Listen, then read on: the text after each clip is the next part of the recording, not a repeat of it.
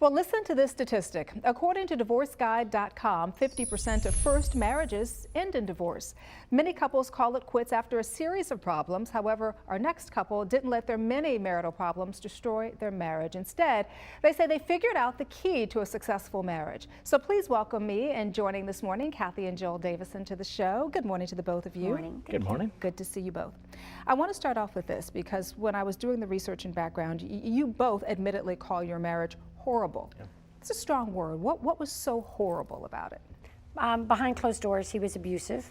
He was emotionally, mentally, and spiritually abusive. He did have a few little minor occasions of physical, but it was mainly he would just put me down, criticize me, find things that were wrong, and always looking for different things that he could pick on me about.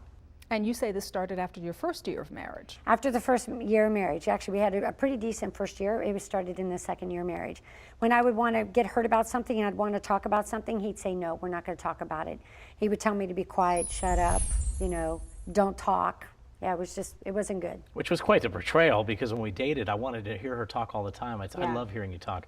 Then the second year of marriage, be quiet, quit talking so much, leave me alone, quit harassing me. Right. Yeah. Well, what changed then in that second year of marriage? I didn't have the maturity to handle being a married man. I was very immature, so the first year was all fun and games. But then when it became day to day, being a good husband every day because I have to choose to be a good husband, not just because I got all this motivation because I'm a brand new married man, I didn't have the maturity to do it. Right. What was, Kathy, the lowest point? And you say there was adultery in addition to the emotional abuse and the mental abuse and just 3 occasions of physical abuse as well, we should say. What was the lowest point for you where you said, all right, listen, enough is enough?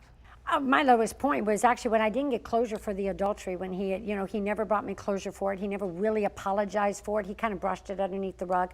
And then one day he came home and the house was really, really clean, and he found something that I didn't get done perfectly. And so that to me was enough. I had 3 children and I was pregnant, and I was just over it. I was just over him picking on me all the time and finding things that were wrong. Why didn't you just, and I know our viewers out here are probably thinking the same way, why not just walk away? You've got this guy who is behaving really badly, who is treating you horribly, you're pregnant. Why not just say, listen, I'm out of here, enough is enough? I'd actually be very conditioned to abuse. I had some abuse in my past, and so I was conditioned to abuse. And then also the church I was attending had taught me, to be quiet. The church in general had actually taught me to be quiet and submit to him in everything. And so in that, I learned to do exactly that. And I was told that if I just was a good enough wife, he would change. What was the turning point? What was the point? Because I know for me, I'm sitting here looking at you guys and you're happy, you've been very lovey-dovey and kissing and hugging, but for me personally, if I'm physically, verbally abused, I'm gonna leave, and I don't know that I could feel the same way about that person again. And I think I'm speaking probably for a lot of our viewers, right? And I know you probably heard that too in all the talks and seminars that you do. What was the turning point? How did you go from there to here? We actually went to a special class for abused couples. And we actually went to be trained on how to help other abusive couples. And in that moment, in that class, that's when he learned that he was an abusive husband. He didn't even know. You didn't know that you were being abusive before? I didn't know I was abusive, and Kathy didn't really know she was abused. What was it? What did you think it was? When they taught the patterns of abuse, I saw myself. But before that, I thought I was a pretty decent husband, which was so far from reality. I lived in such denial. And that's the scary part about bad husbands, is they all think they're good husbands. They think their wife is a bad wife, is the way I thought, but she was an amazing wife that I was so fortunate that she did stay with me until we got in front of the knowledge to help us to turn around. So the tips and tricks for our viewers out there, and I know that you've written 2 books in which you outline these tips and tricks. Talk to us about that. What can couples do who are having a difficult time? We actually teach husbands how to listen to their wife's heart, how to value what they have to say, not tell them to be quiet, but actually listen to what they have to say. And men are initiators, women are responders. And so if men will initiate good, women will respond to the good.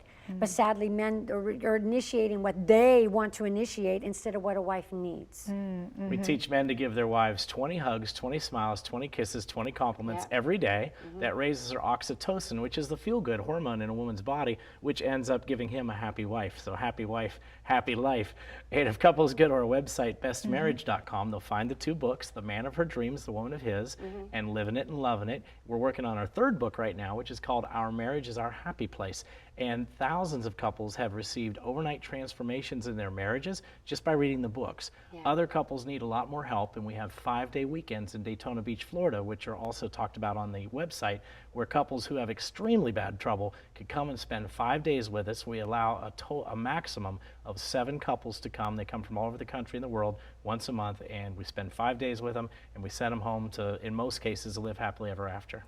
And we also have nightly phone calls, 6 nights a week, every night by Friday night, starting at around 9 o'clock at night. People can go to our website, get the phone number, that's on there, and they can call in nightly for free and to get help for their marriage. Just about 30 seconds left. I do want to end with this. What would you like to leave our viewers with? Because I know that there are viewers out there who are thinking, what if I'm fallen out of love with this person? I don't love them anymore. They've done such horrible things to me. There's no way I can repair it. And am I going to be living a lie if I say I've got this perfect, beautiful marriage now after all this time and after all this abuse? What would you say to viewers? Every couple can have an outrageously happy marriage, and every husband and wife can fall back in love with each other with everything involved, all the trimmings. Everything involved? Everything Yes. involved. If they get the right knowledge, get the right help, get the right education, and they're both willing participants in that change and in that process.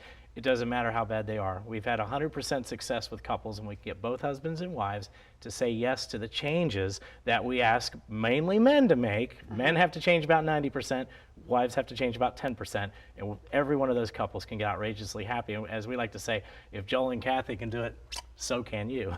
All right. Well, Joel and Kathy Davisson, thank you so much for coming by and sharing your story with us this morning. Thank you. Good to see you.